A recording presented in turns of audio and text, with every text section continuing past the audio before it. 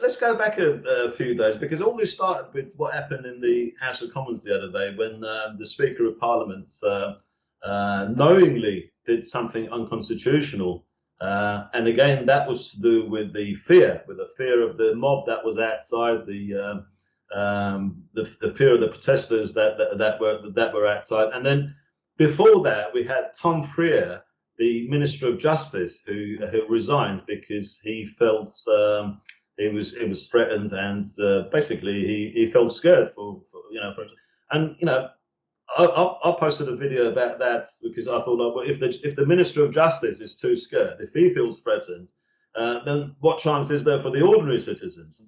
And then after that, we had this situation where Lindsey Doyle wanted to change to go against the constitutional procedures because he was scared of what might happen to the MPs. Have you ever experienced anything like that in this country, where the political establishment are giving in to a violent mob because they're too scared?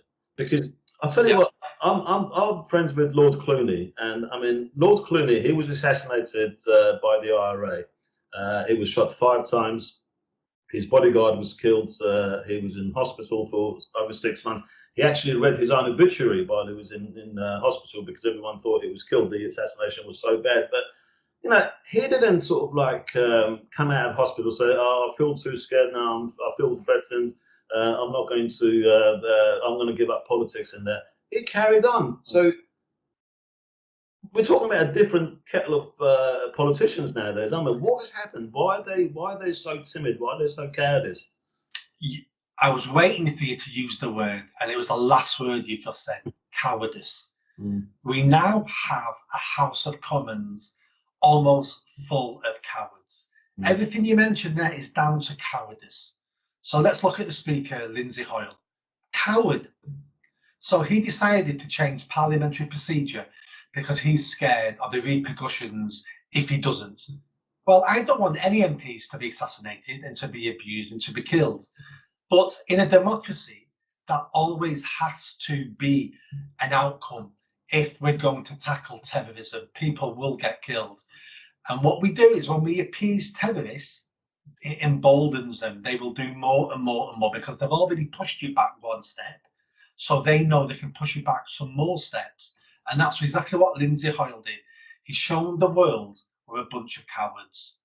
Now, you also talked about the minister who resigned, the Tory minister who resigned because of threats. Again, that's an horrendous position to be in. And he did the right thing. If he's too cowardly to carry on his job, to do it correctly, then he should resign. And that's what he's done. So somebody now may be elected who's braver, who will take the fight to the extremists. And then Rishi Sunak, a couple of days later outside 10 Downing Street, talking about radical Islam. And every time he mentions radical Islam, he has to say, and the far right, and the far right. There is no far right in the UK. There's probably 9 people in the whole of the UK who you could class as far right. But he has to say it because he's scared of being called a racist.